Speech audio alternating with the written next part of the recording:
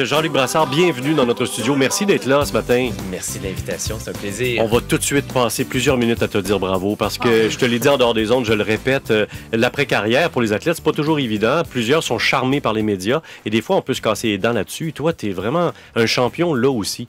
Ça fait 2 Olympiques, moi, que je t'entends. Est-ce que ça fait plus que 2 Olympiques que tu fais les commentaires? Non. En fait, j'ai arrêté en 2002, moi, de compétitionner, alors depuis Turin et c'est ça. Vancouver. Tu vois, je me trompe pas, donc, et j'accroche à ce que tu fais. Je te suis, je comprends les compétitions, je comprends les difficultés et l'enthousiasme. Je suis sur le bord de la piste avec toi. C'est une job pas facile, je te dis bravo. Ben merci et je dirais pour me défendre, par contre, que d'avoir été de l'autre côté, en fait, d'avoir été athlète et d'avoir entendu les descriptions des compétitions, ça m'a permis de prendre conscience que quelquefois, c'était pas toujours bien expliqué. Alors, ça vaut la peine de vulgariser et d'expliquer en détail pourquoi les juges donnent une note. Non, mais attends, là, c'est ça aussi que vous êtes là pour ça.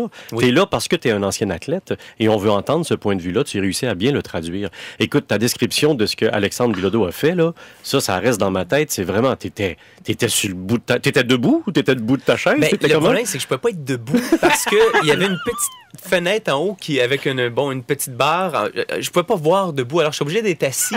Mais je suis pas vraiment capable d'être assis non plus. Mais nous autres, on était debout, en tout cas, je peux te dire ça. Moi, j'ai skié avec Alexandre Bilodeau. Non, mais c'est vrai, donc t'étais pogné dans ta petite cage et... Ben oui, mais c'était extraordinaire, c'était des moments extraordinaires. C'était une compétition qui était tellement relevée aussi.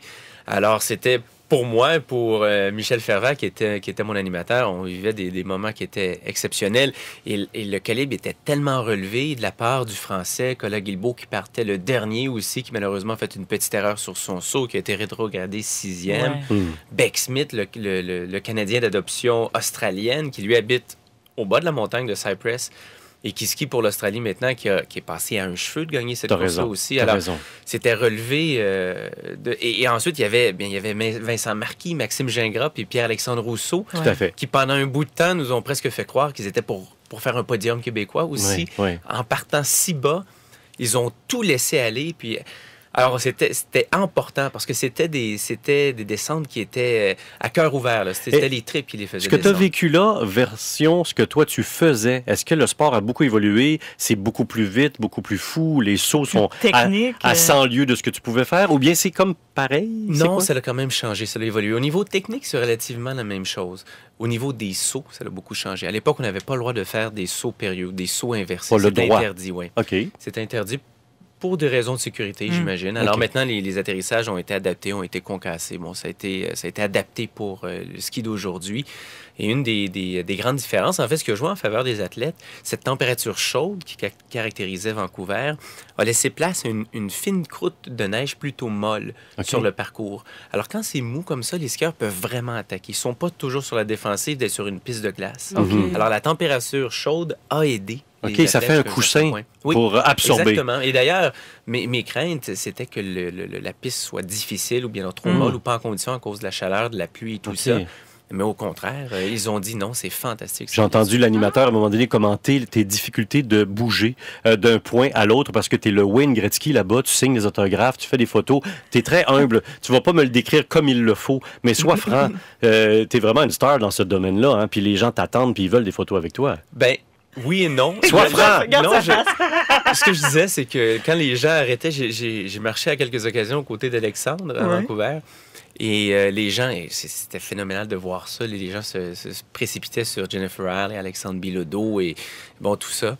Et là, ils me regardaient et ils n'étaient pas sûrs, tu sais, parce que ça fait un petit bout de temps, ça fait déjà 16 ans que j'ai gagné. Alors, je disais, je suis l'ancêtre d'Alexandre. C'était le siècle dernier. Tout ça, j'ai vécu ça.